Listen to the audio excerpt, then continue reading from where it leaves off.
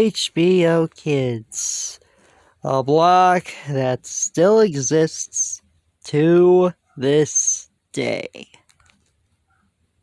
Originally, this was Jam. Of course this was Jam. But it used to be in 2D and it actually had a lot more content there. As you can see, this is Jam in 2D. Isn't he kind of cute? Yeah, he's kind of adorable.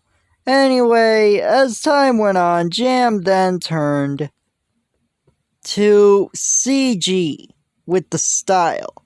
As you can see, the Jam logo looks different, and Jammy himself looks different compared to the 2D self.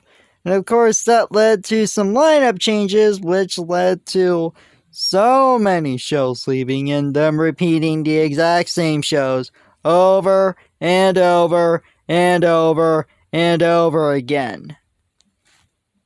And then you get the fact when HBO Kids brought in content since Sesame Street went to HBO.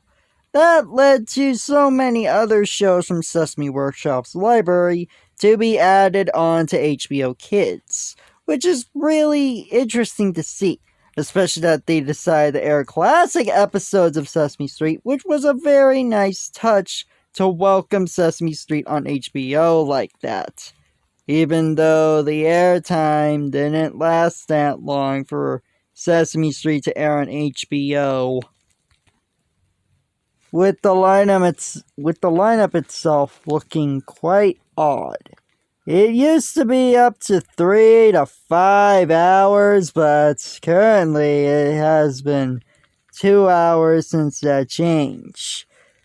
After how it led to all this, there were time slots being filled with content from Sesame Workshop, like The Electric Company, and Esme and Roy, and Fraggle Rock even, and Pinky Dinky Doo, and then they just left.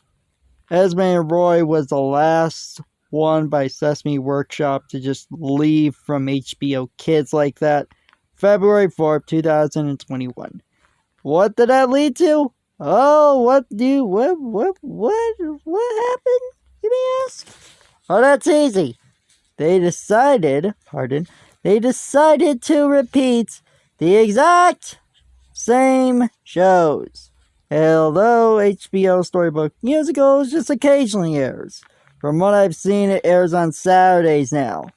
So the usual is The Little Curious, Crashbox, which used to be on Magnet, which made sense because it's not a preschool show. El Perro and El Gato occasionally. Happily Ever After, Fairy Tales for Every Child. And Kindergarten. Yeah, the exact same shows from Jam's last legs.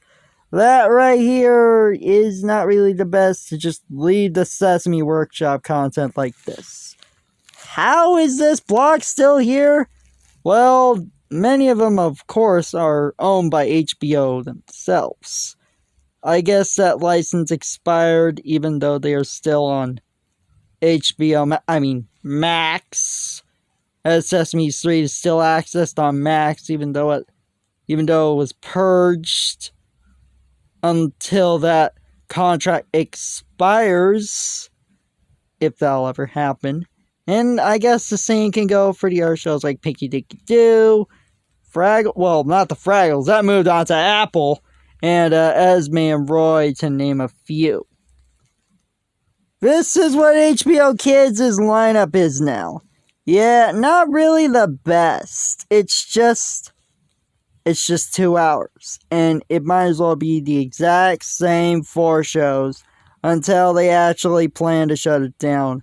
If that would even be possible for HBO to do this on HBO Family, given how Jam has been on HBO Family since, well, HBO Family's launch date even.